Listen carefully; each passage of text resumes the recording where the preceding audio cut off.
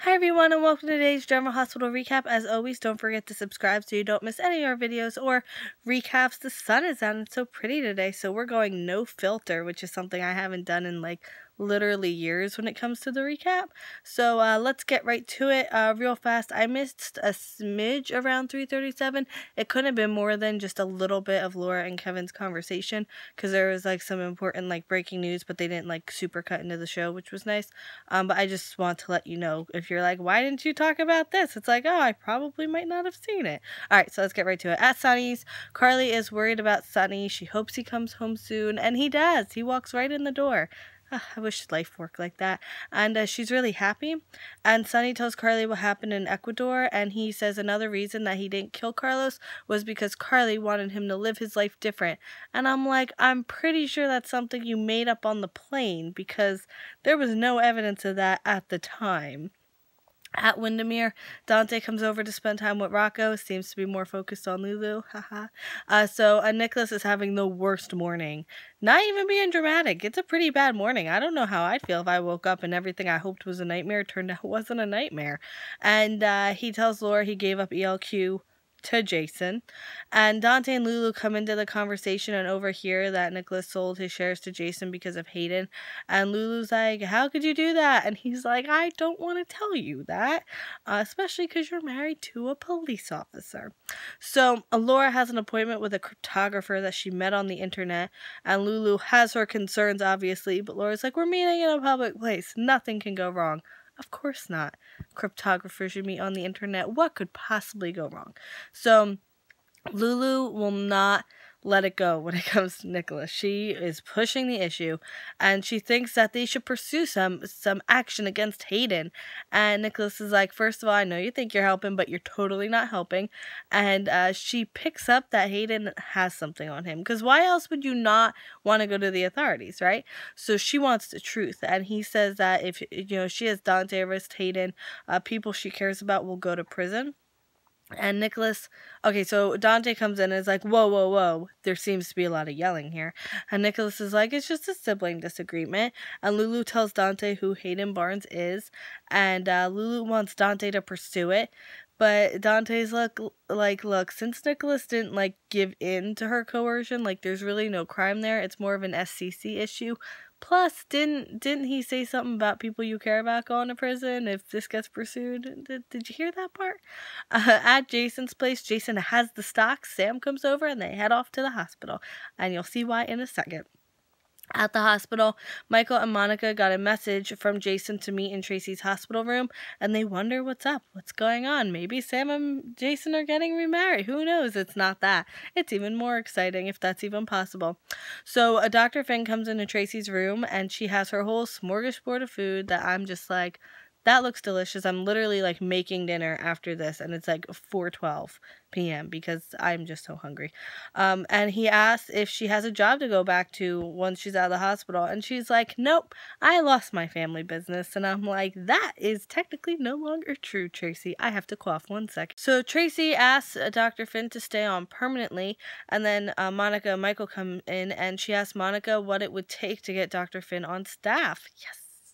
I love him. I really do.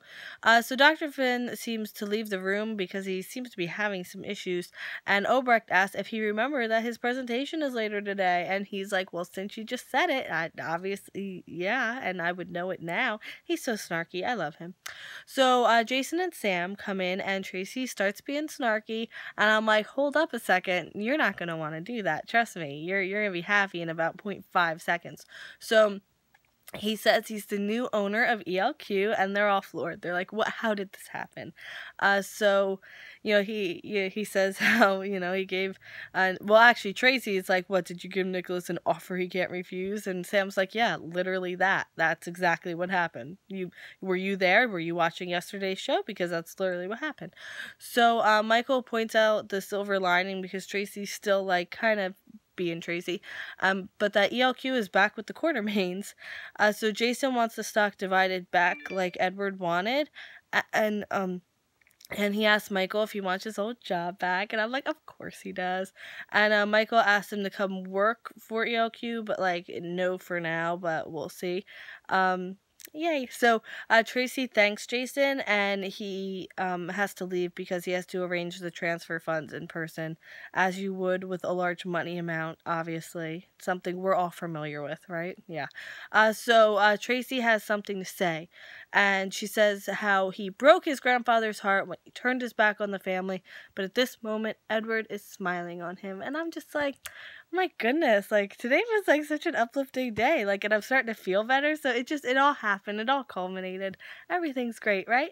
Um, at the Metro Court, turns out Dr. K, the cryptographer that Laura is meeting, is Kevin. And could this mean we see Lucy again? I mean, I know, oh my goodness, I know her name. I know her name. Why isn't it coming to me? Lucy. But the actress who plays Lucy said that, like, you know, she probably wouldn't come back unless there was like a real storyline for her character. And with Kevin back on the scene, could that possibly mean something? I don't know. I kind of hope. I miss Lucy. It was actually just the other day I'm watching the show and I'm like, we haven't seen Lucy in like a really long time, and like I know she's not on the show anymore, but I'm just like, I kind of miss her, right? Especially with now Dr. Finn, you know, another incarnation of like, I don't know, I think it could be fun. Anyway, so turns out this is Kevin's side passion, and Laura tells him about the Helena will reading, and he wants to work the case. So woo, this is exciting. I have missed Kevin too. I know I kind of let the Lucy thought take over, but I really have missed Kevin. So also at the Metro Court, Carly and Sunny come in, and Carly gets a call. Apparently, oh no, she gets a call later. But Dr. Finn is there, and he's having an issue with the cooking time of his eggs. It needs to be 6.5 minutes, not 7. I don't know how they could have messed that up, right? So Carly introduces Sunny and Dr. Finn, and Carly notices that he's pale, but he kind of like brushes it off. So Sunny wants to talk about Morgan, and like he's so torn because like he knows Morgan needs treatment, but he also wants him to be home. And then Carly gets a call, and apparently Dr. Finn wants 2 cases of distilled water delivered to his room, and Carly's like, yeah, do whatever he wants. He's cool, you know. So Michael now comes over to the Metro Court and tells Sunny and Carly what happened, and that he's back in charge of ELQ, and he says that Jason's looking out for all the Quartermaines. Like I don't know. I love him. But you know, he's still Michael Corinthos, and he's not going to change. So a waitress comes over with a crisis for Carly to handle. What could it be? I'm going to make a prediction that it has to do with Dr. Finn. So Michael assures Sunny that he can be part of both families, and Sunny tells Michael that Carlos is in custody, but there's no information on Sabrina. At Dr. Finn's room, Dr. Finn is at it again with his scary needle. Again, I hardly even care what's in the needle. That needle looks very scary. Don't know why you would choose that for your method of injection. Yeah. So I kind of have my crazy theory, and I would like to share it with you. Is it possible that Dr. Finn is Silas trying the immortality treatment Robin made for Helena? Is there any connection at all that could make that work? Just throwing it out there. Don't know how much stock I'd put into it, but I just had a thought, and I thought I'd share it with you because that's what we are all here for. Back at Jason's, Jason gets a text from Diane. Apparently he has to deal with the offshore accounts in person too. Oh my goodness. I never realized how how troubled rich people are with like all these things and inconveniences. Like I really feel for them now, like 100%. And so he's got to go to the Keys. My goodness, I can't. Like, can't you just let these people? Don't they have enough to deal with? You have to fly them around in person everywhere.